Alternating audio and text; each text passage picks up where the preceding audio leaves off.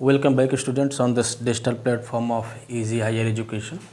तो आज हम लोग इस वीडियो में बीएससी फर्स्ट ईयर की सिलेबस का और रिक्वायर्ड्स बुक का पूरा डिस्क्रिप्शन डिटेल में देखने वाले हैं। और बीएससी फर्स्ट ईयर अगर मैं बोल रहा हूँ means Allahabad university central university की बात होगी, बाकी अदर यूनिवर्सिटीज़ की बात हम लोग अलग लेक्चर में करेंगे। तो इसमें हम लोग चलिए देखते हैं कि सिलेबस क्या है। पहले तो कितने पेपर्स हैं आपके मैथमेटिक्स के पेपर में और हर एक पेपर का वेटेज क्या है, हर पेपर में हमें कितना पढ़ना है, कौन कौन सी बुक्स रिक्वायर्ड होंगी, इन सारी बातों को हम लोग डिटेल में देखेंगे। ठीक, तो अगर हम लोग बात करें बीएससी फर्स्ट ईयर की, बीएससी फर्स्ट ईयर और बेसिकली हम लोग मैथ्स की बात करेंगे। बाकी दो सब्जेक्ट्स और हैं, अगर आपका बीएससी साइंस स्ट्रीम है तो मैथ और फिजिक्स तो नेसेसरी है। एक थर्ड ऑप्शन भी होता है, जो भी आपने चूज़ किया हो उसके कंसर्न टीचर आपसे डिस्कस करेंगे। तो हम लोग यहाँ जो बात करने वाले हैं वो मैथमेटिक्स की बात करने वाले हैं कि इसमें आपको क्या पढ़ना है। ठीक, मैथमेटिक्स तो बेसिकली यहाँ पर आपको 3 पेपर पढ़ने होंगे मैथमेटिक्स में। Paper 1,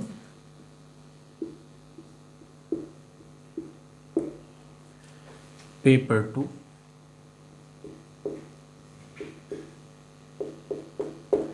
and paper 3। पेपर 3 हर एक पेपर का आपका 50 नंबर का वेटेज होगा, 50 marks. Each paper will have 50 marks to its credit, 50 marks का होगा। और इसमें हर एक पेपर में हमें 5-5 यूनिट्स पढ़ने होंगे और हर एक यूनिट से बराबर क्वेश्चंस आएंगे। मीन्स हर एक यूनिट से 10-10 नंबर के क्वेश्चंस आपको आएंगे। ठीक, तो इससे आसानी ये होती है कि पास होना आसान हो जाता है, क्योंकि पास मार्किंग 33% है, 17 नंबर होगा। और आप अगर 2 भी यूनिट 2.5 भी यूनिट अच्छे से पढ़ लेते हैं तो आप आसानी से पास हो सकते हैं। मीन्स पास होना तो बहुत ही ईजी टास्क है, आप थोड़ी भी पढ़ाई करके पास हो सकते हैं। तो 3 पेपर्स हमें पढ़ने हैं, तीनों पेपर्स के 50-50 इक्वल डिस्ट्रीब्यूशंस हैं मार्क्स के। और जो आपके फर्स्ट पेपर का जो नाम है वो है ज्योमेट्री। फर्स्ट पेपर आपको ज्योमेट्री पढ़नी है। सेकंड पेपर जो आपको पढ़ना है उसका जो नाम है वो है एलिमेंट्री एनालिसिस। Elementary analysis. और जो थर्ड पेपर आपको पढ़ना है वो है differential equation. Differential equation and vector calculus. Differential equation and vector calculus. तो ये तीनों पेपर्स के नेम है geometry, elementary analysis and differential equation and vector calculus. अब इसमें अगर हम लोग पेपर 1 की पहले अगर बात करें, एक एक करके डिस्कस हम लोग करते हैं। पहले चलिए पेपर 1 की बात कर लेते हैं। इसमें हमें क्या पढ़ना है और कौन कौन सी बुक्स हमें एसेंशियल होंगी। तो इसमें मेनली 5 यूनिट्स हमें पढ़ने हैं। We have to study 5 units in this paper of geometry. तो इसमें जो पहला आपका यूनिट है वो होगा पोलर कोऑर्डिनेट। आपने कार्टेशियन कोऑर्डिनेट, अभी तक हमारा अप्रोच होता था इंटरमीडिएट तक हम लोग कार्टेशियन कोऑर्डिनेट में काम करते थे, एक्स और वाई में काम करते थे। अब यहाँ पर आपको एक नए कोऑर्डिनेट सिस्टम से, एक नए फ्रेम ऑफ रेफरेंस से इंट्रोड्यूस कराया जाएगा जो कि पोलर कोऑर्डिनेट कहलाएगा। और आपको पोलर कोऑर्डिनेट के बारे में थोड़ा सा जानकारी मिली होगी जब आपने क्लास 11th में कॉम्प्लेक्स एनालिसिस पढ़ा होगा। क्योंकि वहाँ पर हम किसी कॉम्प्लेक्स नंबर के लिए पोलर रिप्रेजेंटेशन की बात करते हैं।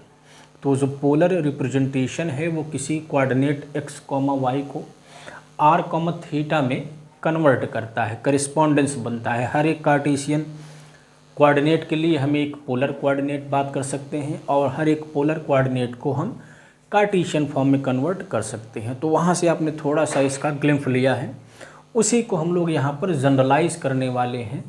फिर इस पोलर कोऑर्डिनेट में हम लोग लाइन के बारे में पढ़ेंगे, पैराबोला के बारे में पढ़ेंगे, हाइपरबोला के बारे में पढ़ेंगे। जो जो बातें आपने जिन जिन ज्योमेट्रिकल ऑब्जेक्ट्स की बातें, जिन जिन ज्योमेट्रिकल फिगर्स की बातें आप लोगों ने कार्टेशियन कोऑर्डिनेट में की है, चाहे वो स्फीयर की बात हो, चाहे स्फीयर नहीं बट सर्किल की बात हो, तो हम लोगों ने कार्टेशियन में उसे पढ़ा है, उसे हम लोग ट्रांसफॉर्म करेंगे।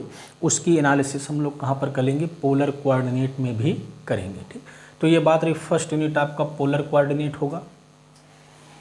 जो सेकंड यूनिट होगा वो आपके इंटरमीडिएट से ही पिकअप टॉपिक है। आपने 12th में स्ट्रेट लाइन और प्लेन का वेक्टर फॉर्मुलेशन, वेक्टर एनालिसिस किया होगा, तो वही यूनिट यहाँ पर है, स्ट्रेट लाइन एंड प्लेन। तो आप अगर इंटरमीडिएट की चीज़ों को अच्छे से दिमाग में बैठाए रहेंगे तो चीज़ें आपके लिए, ये सारी चीज़ें बहुत ही आसान हो जाएंगी। और अगर आप वहाँ से नहीं पढ़े हैं तब थोड़ा बहुत समस्या आपको हो सकती है। स्ट्रेट लाइन एंड प्लेन, ठीक, ध्यान रहे ये पेपर ज्योमेट्री का है, बट यहाँ पर जो भी हम लोग पढ़ेंगे वो वेक्टर मेथड से पढ़ा जाएगा। चूँकि हम लोग वेक्टर एनालिसिस, इस पेपर को दूसरा नाम भी वेक्टर एनालिसिस भी दिया जाता है, तो यहाँ पर जो भी अप्रोच होगा हमारा straight line, plane, vector, polar coordinate वगैरह को पढ़ने का, वो वेक्टर टेक्निक होगा। ठीक, तो ये सेकेंड यूनिट होगा हमारा स्ट्रेट लाइन एंड प्लेन। जो थर्ड यूनिट होगा वो होगा स्फीयर। थर्ड यूनिट में हम लोगों को स्फीयर के बारे में पढ़ना है। जो फोर्थ यूनिट होगा, ये सारी बातें हम लोग डिटेल में करेंगे जब पढ़ने लगेंगे। अभी सिर्फ आपको यूनिट्स में क्या पढ़ने हैं उनका नाम हम लोग रख ले रहे हैं। कोन एंड सिलेंडर पढ़ना है हमें फोर्थ यूनिट में, कोन एंड सिलेंडर। और इसी में एक टॉपिक और एडेड है, वो है जनरेटिंग लाइंस। जनरेटिंग लाइंस, ये सब क्या है ये हम लोग बाद में इसको देखेंगे, जनरेटिंग लाइंस। और जो इसका लास्ट यूनिट है, मीन्स फिफ्थ यूनिट जो है, वो है आपका central conicoid, central conicoid and paraboloid, paraboloid. ये चीज़ें आपके लिए थोड़ी सी नहीं होंगी। स्फीयर के बारे में भी आपने इंटरमीडिएट में थोड़ा बहुत पढ़ा होगा, बट ये जो कोन, सिलेंडर, जनरेटिंग लाइन और सेंट्रल कोनिक्वाइड एंड पैराबोलाइड के कंसेप्ट्स हैं, ये आपके लिए कम्प्लीटली न्यू होंगे। ठीक, तो यहाँ पर आपको ध्यान से पढ़ना होगा। ये तो रहे कि यूनिट्स में हमें क्या पढ़ने हैं।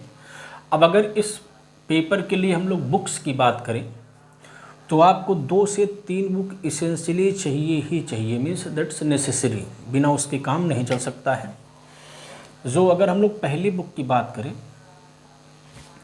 तो आपको पोलर कोऑर्डिनेट के लिए, पोलर कोऑर्डिनेट की बुक आती है पोलर कोऑर्डिनेट बाय पी.एन. पांडे सर, जो कि इलाहाबाद यूनिवर्सिटी के ही प्रोफेसर थे, अभी जल्द में ही उनका देहांत हुआ। बाय प्रोफेसर पी.एन. पांडे सर, पोलर कोऑर्डिनेट की पतली सी 60-70 पेज की आपकी किताब आती है, सस्ती भी है, 100 रुपये से अंदर है, तो आप इसे आसानी से परचेज कर सकते हैं। या अगर इसका अल्टरनेट आपको लेना है तो एक आर.डी. पाठक की बुक आती है, आर.डी. पाठक की बुक आती है, आप इसे भी प्रेफर कर सकते हैं। लेकिन मैं कहूँगा कि आप इस बुक को ले, ये आपके लिए मोर देन सफिशिएंट है। आपका सारा काम जो भी आपको इस बीएससी पार्ट 1 में पोलर कोऑर्डिनेट के रेफरेंस में पढ़ना है, सारी बातें आपको यहाँ पर मिल जाएंगी and in very well precise manner, बहुत ही सिस्टमेटिक मैनर से आपको यहाँ पर मिलेगा। क्योंकि ये जो बुक है ये आर.डी. पाठक की, इसमें पी.एन. पांडे इसमें पोलर कोऑर्डिनेट के अलावा और भी चैप्टर्स हैं, तो जो आपके लिए यूज़फुल नहीं होंगे, तो पैसा भी ज़्यादा इसमें आपका लग जाएगा।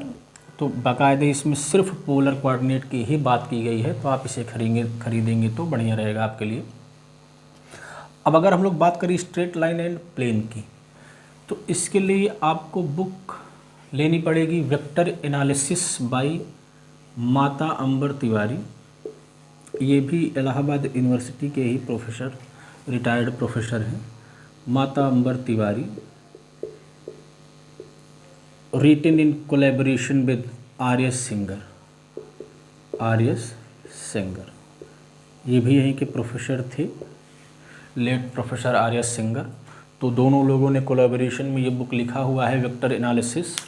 तो आप स्ट्रेट लाइन प्लेन आपको यहीं से पढ़ना है, इसको आपको लेना ही लेना है, क्योंकि अभी हम लोग थर्ड पेपर की बात करेंगे तो उसमें भी 5th यूनिट आपको यहीं से पढ़नी है।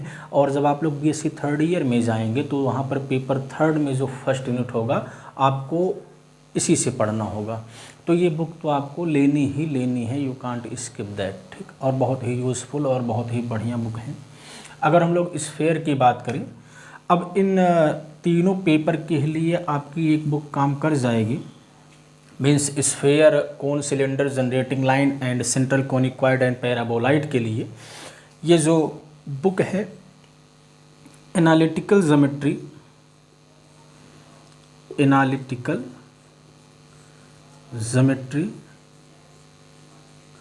ऑफ 3 डायमेंशन, ये आपको एन सरन एंड आर.एस. गुप्ता की लेनी पड़ेगी।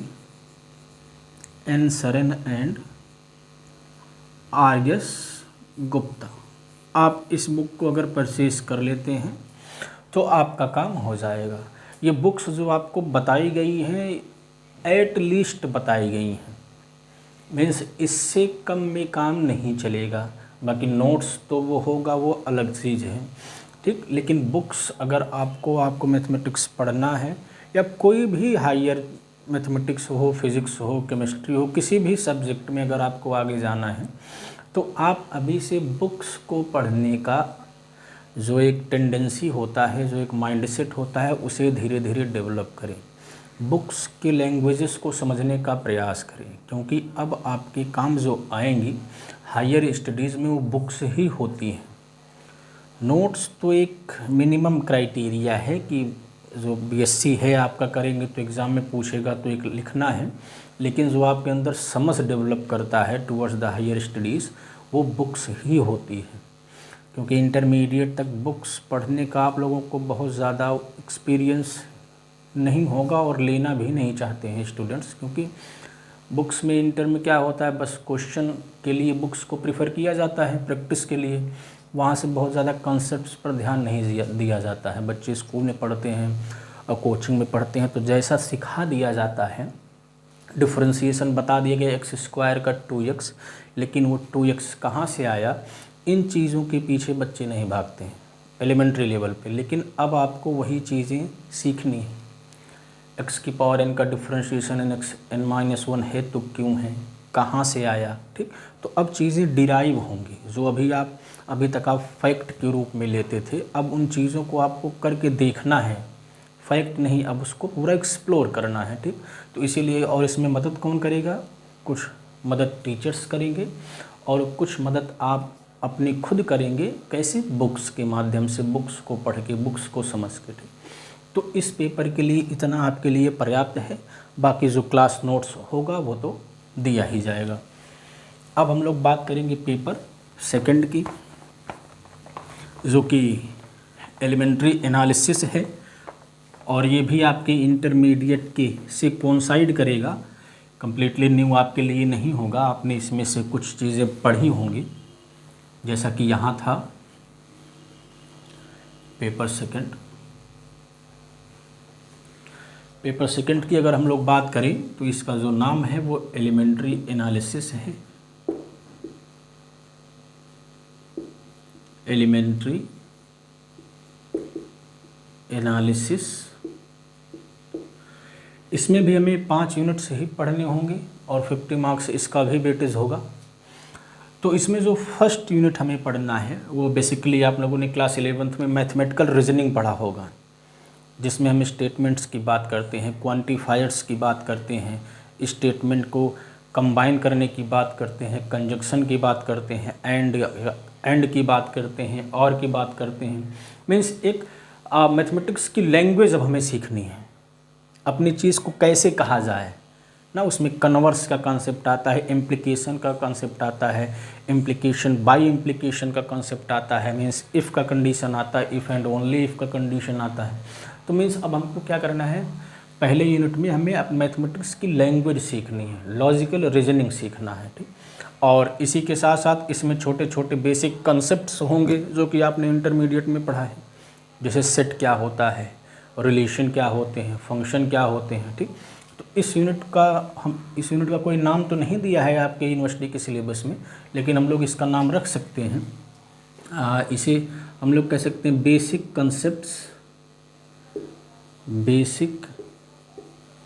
कंसेप्ट्स एंड मैथमेटिकल रीजनिंग, ठीक। इसमें हमको मैथमेटिक्स की लैंग्वेज सीखनी है, रीजनिंग, कि चीज़ों को कैसे एक्सप्रेस किया जाता है, चीज़ों का कैसे कंक्लूज़न निकाला जाता है, बात ठीक। तो ये फर्स्ट यूनिट होगा। सेकंड यूनिट में जो आपको पढ़ना है वो बेसिकली प्रॉपर्टीज़ ऑफ इंटीजर पढ़नी है। सेट ऑफ इंटीजर आपको पता है, तो उसके सेट पर हम लोग कुछ बेसिक थ्योरम्स वगैरह पढ़ेंगे, उसकी कुछ बेसिक प्रॉपर्टीज़ पढ़ेंगे जो सेट ऑफ इंटीजर सेटिस्फाई करता है। So properties of integers and sequence basically sequence of real number पढ़ना है। तो अभी आप सिर्फ सीक्वेंस नाम सुने, अनुक्रम आपने इंटरमीडिएट में पढ़ा होगा, तो ये हमें देखना है। इसके बाद जो थर्ड यूनिट है ये आपका पढ़ा हुआ है लिमिट एंड कंटिन्यूटी। बस थोड़ा सा यहाँ पर हम लोग अप्रोच अपना थोड़ा सा थ्योरेटिकल बनाएंगे, ठीक। अभी क्या होता था, क्वेश्चन इंटरमीडिएट में दिया होता, फट से आप लोग लिमिट निकाल के तुरंत वैल्यू बताते थे ना, लेकिन अब उसकी हम लोग ज्योमेट्री समझेंगे, लिमिट की ज्योमेट्री समझेंगे, कंटिन्यूटी की ज्योमेट्री समझेंगे, थोड़ा इसे प्योर बनाया जाएगा, ठीक। तो लिमिट एंड कंटिन्यूटी आपका थर्ड यूनिट होगा। जो फोर्थ यूनिट होगा वो होगी डिफरेंशियबिलिटी। ये भी आपका पढ़ा हुआ है, ये भी आपके लिए नया नहीं है, डिफरेंशियबिलिटी। और जो फिफ्थ यूनिट होगा वो होगा एप्लीकेशन ऑफ डेरिवेटिव, AOD।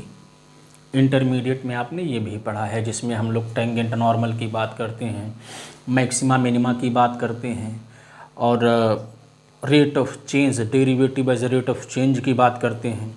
तो ये सारी बातें हम लोग एप्लीकेशन ऑफ डेरिवेटिव में बात करेंगे। और इसके लिए अगर बेसिक बुक्स की बात की जाए तो इसके लिए आपको जो सबसे बेस्ट नहीं कहा जा सकता है, जो सबसे ठीक होगी, आपका काम चल जाएगा उससे, और सिर्फ काम ही नहीं चलना, वो आपको आगे तक काम देगा। मीन्स BSc थर्ड ईयर करेंगे या आप MSc करेंगे, तब तक वो बुक आपके काम आती रहेगी। और जो बुक है वो है mathematical analysis bye SC Malik. Means ये आपके पास होनी ही चाहिए, कहने का सिर्फ इतना ही कंक्लूज़न है। Mathematical analysis bye SC Malik बहुत ही बढ़िया बुक है। और अगर आप इसे तो लें ही, और आपके अंदर क्यूरियोसिटी है टूवर्ड्स दिस पेपर, तो आप ले सकते हैं एलिमेंट्स ऑफ रियल एनालिसिस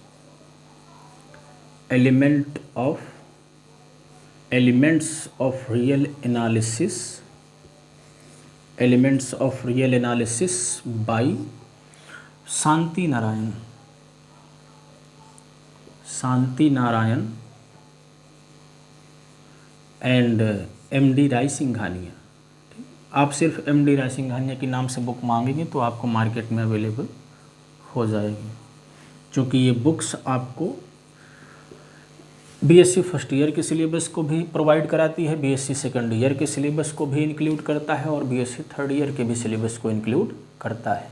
तो एक बार अगर आप परचेज कर लेते हैं तो ये जब तक आप मैथ्स पढ़ेंगे ये रेगुलरली आपके यूज़ में आता रहेगा, ठीक। चलिए, ये दो बुक्स पर्याप्त हैं। बाकी बुक्स और भी आती हैं अगर हम लोग बात करें, जैसे कैलकुलस आता है, कैलकुलस वॉल्यूम 1 वॉल्यूम 2 करके आता है। तो वॉल्यूम 1 में आपका सिलेबस पार्ट 1 का मिलेगा बाई TM एपोस्टल, लेकिन अभी आप इन बुक्स को ज़्यादा प्रेफर ना करें। ये बहुत ही अच्छी बुक ये भी है, बहुत ही ल्यूसिड मैनर में लिखा हुआ है, लैंग्वेजिंग बहुत ही आसान है और चीज़ों को ज्योमेट्रिकल रियल लाइफ एग्जांपल से लेके समझाने का प्रयास किया है। तो आप इसे भी परचेस कर सकते हैं, ये भी आपके यूज़ में आएगी। इसके अलावा और भी आती है रियल एनालिसिस बाई SK मापा आती है। तो उन सब की जो चीज़ें हैं, जो कंटेंट्स हैं, वो इसमें कंक्लूडेड है। तो बहुत सारी बुक्स पाइल अप करके रखना ये बहुत ही अच्छी बात नहीं है। बुक एक ही रहे बट आप उसको अच्छे से कंठस्थ कर ले, ये इम्पोर्टेंट होता है।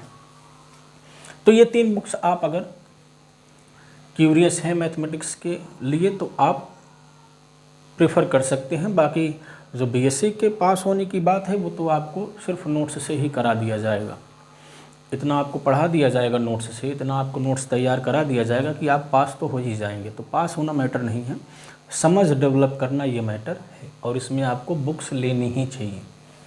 चलिए अब पेपर जो हमारा लास्ट पेपर है और थर्ड पेपर है उसकी बात कर लेते हैं। Differential equation and vector calculus की।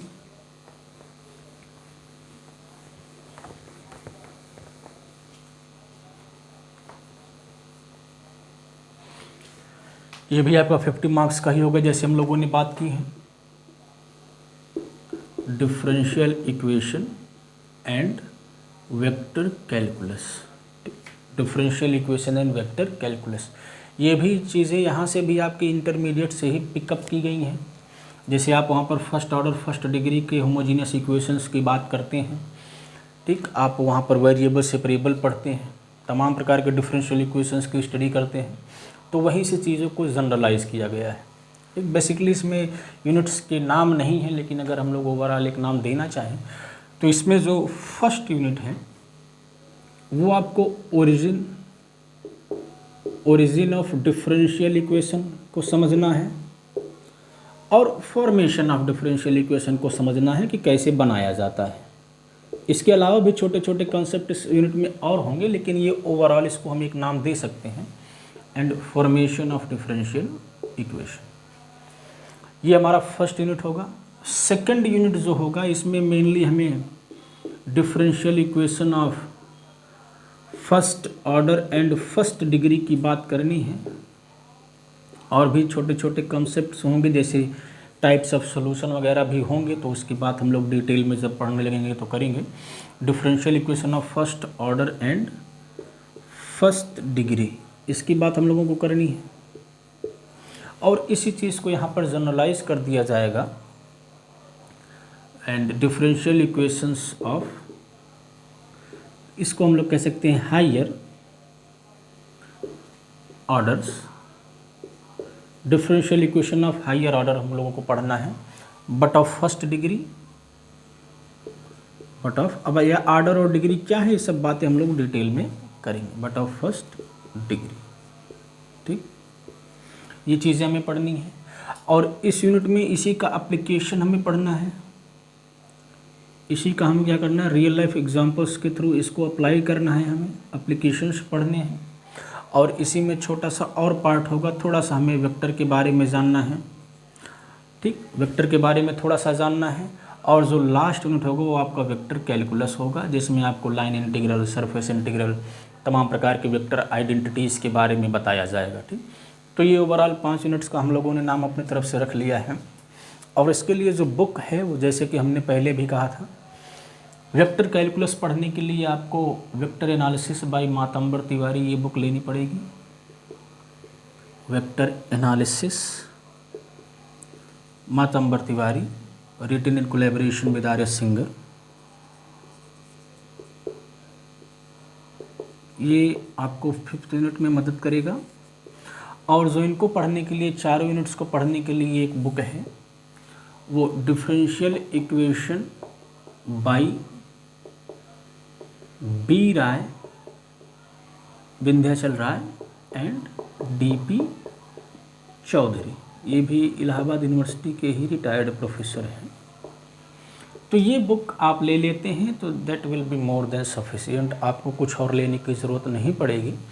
और अगर आप और भी बुक्स की बात करें तो और भी हैं, जैसे सिर्फ एक differential equation by professor R.S. Singer लिखा गया है, सिंगर जी ने लिखा है इसे, ठीक।